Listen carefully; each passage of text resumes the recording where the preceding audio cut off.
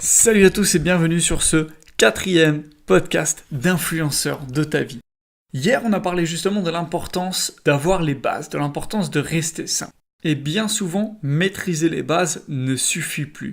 Parfois, il faut savoir retravailler ces bases, il faut savoir désapprendre pour pouvoir vraiment devenir un game changer dans ton domaine.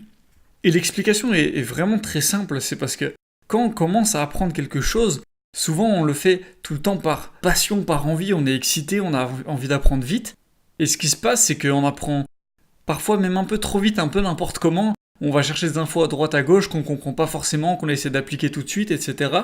Et vraiment, quand on apprend un nouveau domaine, quand on apprend les bases d'un nouveau domaine, on le fait rarement correctement. On grille souvent les étapes et on ne le fait pas de la manière qu'on devrait le faire. C'est pour ça qu'on apprend tous avec des erreurs, avec des tics, des habitudes qui ne sont pas bonnes à prendre dans ce nouveau domaine. Et pour cause, j'ai très bien connu ça, puisqu'à 19 ans, juste avant de partir au forces spéciales à l'armée, j'étais acrobate, c'était vraiment mon rêve d'adolescent d'aller sur scène, de travailler avec les plus gros chanteurs, j'ai pu quand même bosser avec certains gros noms. Et dans mon processus d'apprentissage d'acrobatie, j'ai dû à un moment vraiment presque oublier ce que je connaissais, puisque j'avais appris ça depuis la primaire, j'avais appris ça à l'arrache, dans l'herbe. Vraiment, j'avais appris ça de la pire des manières sans que personne m'aide. Et j'avais des très mauvaises bases. J'arrivais pourtant à taper des triples saltos arrière sur le trampoline, à faire des choses assez impressionnantes, mais j'avais des bases qui étaient vraiment catastrophiques, qui au bout d'un moment m'empêchaient de progresser correctement, et j'étais vraiment bloqué. Et du coup, j'ai dû vraiment réapprendre à faire des choses simples, à faire des roues, à faire des bons placements de main, des choses qu'on apprenait nous en gym à des gamins de 5 ans. Moi, je devais le refaire à 16-17 ans alors que j'avais déjà un gros niveau.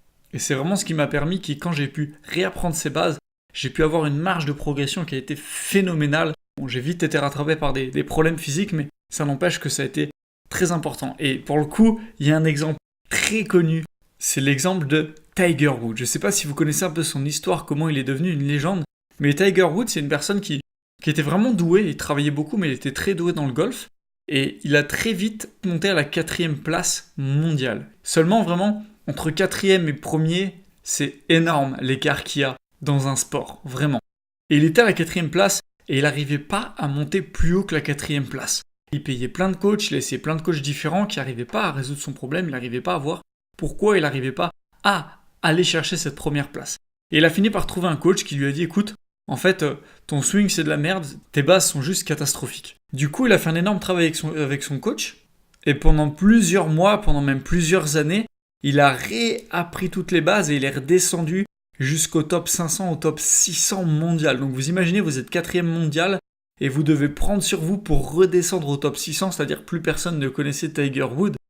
Et puis, ces bases ont été apprises correctement, il a pu remonter petit à petit et il a été jusqu'à la 1re place mondiale qu'il a gardé à chaque tournoi pendant des années et des années et des années. Tiger Woods était totalement indétrônable de sa 1re place. Donc vous voyez, pour passer de la 4e place à la 1re place, il a dû passer par un long processus de revenir aux bases, de réêtre oublié de tout le monde, de redescendre drastiquement son niveau pour pouvoir remonter correctement. Et c'est assez logique quand on comprend vraiment le fonctionnement du cerveau. On va pas partir sur l'exemple d'un enfant parce que vraiment les enfants créent des connexions neuronales, apprennent vraiment beaucoup plus vite. Mais nous, en tant qu'adultes, pour créer un nouveau chemin neuronal, on doit créer des nouvelles connexions synaptiques. Et en fait, ce qui se passe au niveau du cerveau, c'est que quand on doit changer de connexion finalement, notre cerveau va enlever une connexion existante, donc va oublier une connexion existante, en gros, pour en créer une nouvelle. Donc quand je dis connexion, vraiment, c'est des connexions, on en a vraiment des milliards. Comme nous, si je vous donne l'exemple d'un souvenir que vous avez, ça inclut des millions de connexions. Donc c'est vraiment une de ces millions de connexions qui va être changée. Donc nous, à notre niveau, on ne le voit pas forcément, mais vraiment, notre cerveau, pour créer de nouvelles connexions, de nouvelles autoroutes neuronales, doit oublier certaines autoroutes neuronales. Et c'est sûr que réapprendre, c'est vraiment pas quelque chose de facile, parce que déjà, il faut savoir mettre notre ego de côté, c'est dire, ok, en fait, j'y arrive pas, j'ai besoin de réapprendre, et je vais devoir devenir moins bon. Je suis très bon là-dedans, et je vais devoir devenir moins bon. Donc pour l'ego, déjà, c'est très très dur. En plus, on a aussi la peur du jugement, parce que finalement, réapprendre, que ce soit un sport ou une discipline, il y a des personnes qui vous connaissent à un certain niveau, qui vont vous voir retravailler des choses qu'un débutant fait. Donc vraiment, au niveau de la peur du jugement, c'est très inconfortable. Et du coup, c'est vraiment le 3e point, pourquoi c'est dur de se mettre à désapprendre, c'est qu'on sort vraiment de manière importante de notre zone de confort. Et ça, forcément, c'est toujours quelque chose de compliqué pour l'être humain. Mais en tout cas, ce qui est sûr, c'est que ce travail en vaut la chandelle, bien que ce soit très dur.